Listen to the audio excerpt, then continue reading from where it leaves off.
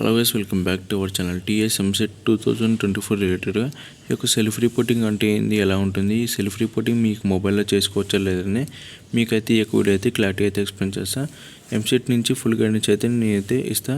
మన ఛానల్ అయితే సబ్స్క్రైబ్ చేసుకుని రెగ్యులర్ అయితే ఫాలో అవుతాయండి.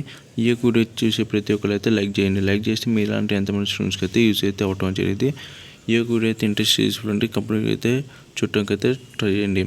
ఇక మెయిన్ వీడియోకి వెళ్తే ఈ యొక్క సెల్ఫ్ రిపోర్టింగ్ అంటే ఏంది, ఎలా ఉంటుందంటే మీరైతే కొన్ని కాలేజ్ అయితే వెబ్ ఆప్షన్స్ కింద అయితే ఇస్తారు.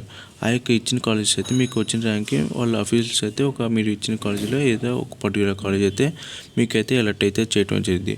ఆ యొక్క అలర్ట్ చేసిన తర్వాత మీకైతే అలాట్మెంట్ ఆర్డర్ అయితే రిలీజ్ అయితే అవ్వడం జరిగింది.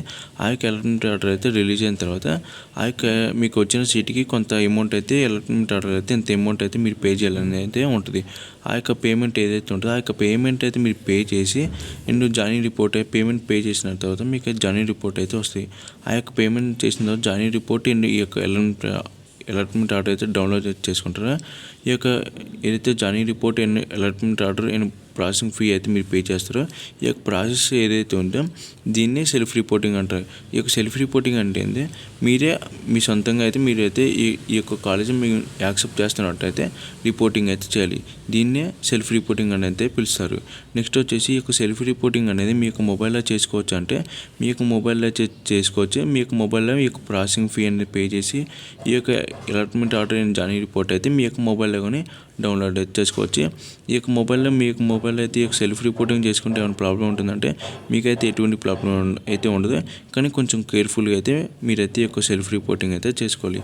అంటే కేర్ఫుల్గా అంటే ఏముండదు, మీరైతే ఈ యొక్క అలాట్మెంట్ ఆర్డర్ అయితే రిలీజ్ అయిన తర్వాత ఆ యొక్క అలాట్మెంట్ ఆర్డర్ అయితే మీకైతే చూపించిద్ది.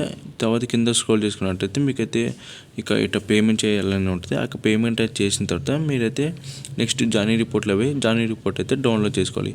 దీన్నే సెల్ఫ్ రిపోర్టింగ్ అనేది పిలిచారు.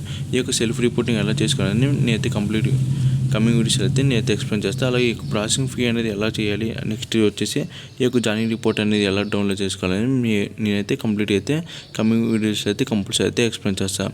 ఇది కాసి వీడియో వచ్చి కంపల్సరీ లైక్ చేసి సబ్స్క్రైబ్ చేసిన అలాగే మరిన్ని కోసం మన ఛానల్ ఫాలో అవుతాయండి. మీకు ఇంకేమైనా డౌట్స్ ఉంటే కంపల్సరీ అయితే కామెంట్ చేయండి.